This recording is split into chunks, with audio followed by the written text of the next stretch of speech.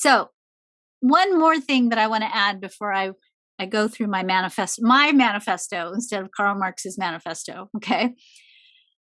In the 2027 solar plexus mutation, the chart is getting ready to change again.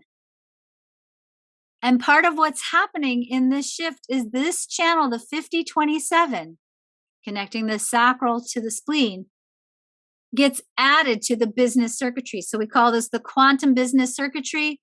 It's actually called the material circuit.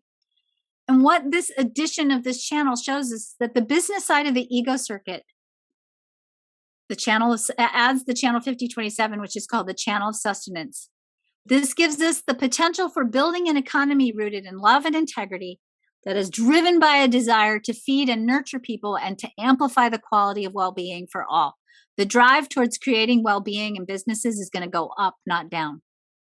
Even though right now we're still looking at an old, outdated equation that says there's not enough.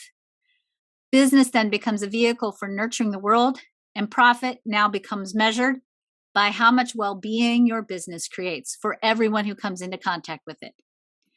In other words, we all do better when we all do better, to quote the late Paul Wellstone.